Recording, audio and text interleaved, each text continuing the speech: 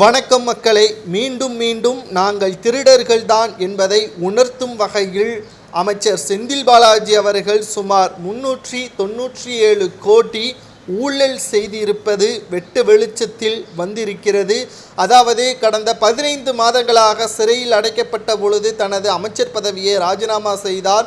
அதிமுகவின் ஆட்சியின் பொழுது போக்குவரத்து துறை அமைச்சராக இருந்த செந்தில் பாலாஜி அவர்கள் சட்டத்திற்கு விரோதமாக பணப்பரிவர்த்தனை, 100க்கும் மேற்பட்டவர்களிடம் வேலை வாங்கி தருவதாக பண மோசடி செய்த வழக்கில் அதிமுகவில் இருந்து விலகி திமுகவில் இணைந்தவுடன் அமைச்சராக பொறுப்பேற்ற பிறகு கைது செய்யப்பட்டார். சுமார் 15 மாதங்கள் சிறையில் அடைக்கப்பட்ட போதும் கூட வாய் திறக்காத செந்தில் பாலாஜி அவர்கள் தற்பொழுது ஜாமீனில் வெளியேயும் வந்துள்ளார். வெளியே வந்த 2வது நாளில் அமைச்சர் பதவியேற்றார் செந்தில் பாலாஜி அவர்கள்.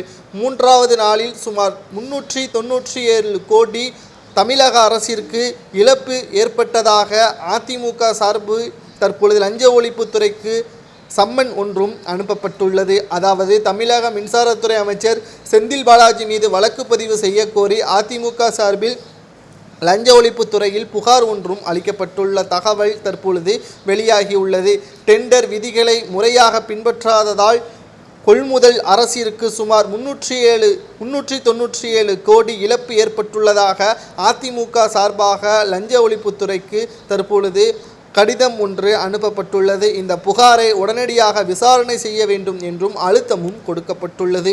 நாங்கள் சிறைக்கு சென்றாலும் திருந்த மாட்டோம், ஊழல் செய்யத்தான் செய்வோம், மக்கள் எப்படியும் போறார்கள், கடைசி நேரத்தில் ஓட்டிற்கு 2000மோ 4000மோ கொடுத்தால் ஆட்சியை மீண்டும் தக்க வைத்து கொள்ளலாம் என்பதுதான் திமுகவின் அடிப்படை கொள்கை.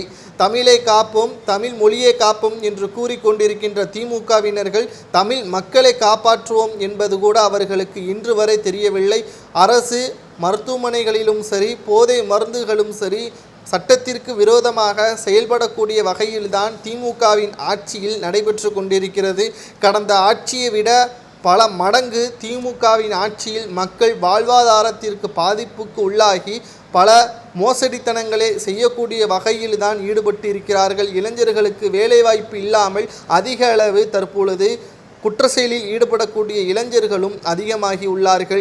இந்த வரிசையில் செந்தில் பாலாஜி அவர்கள் சிறைக்கு சென்ற பிறகும் கூட திருந்தாமல் தமிழக அரசிற்கு 397 கோடி இழப்பு ஏற்படும் வகையில் செயல்பட்டு இருப்பதால் இதன் மூலம் அவர் 150 கோடிக்கு மேலாக ஊழல் செய்திருக்கலாம் தனிப்பட்ட முறையில் என்ற தகவல் தற்பொழுது வெளியாகியுள்ளது. இவருக்கு என்ன தண்டனை கொடுக்கலாம், இந்த வழக்கை உடனடியாக விசாரணை செய்து அவரது அமைச்சர் பதவியை பறித்து மீண்டும் சிறையில் அடைக்க வேண்டும் என்றும்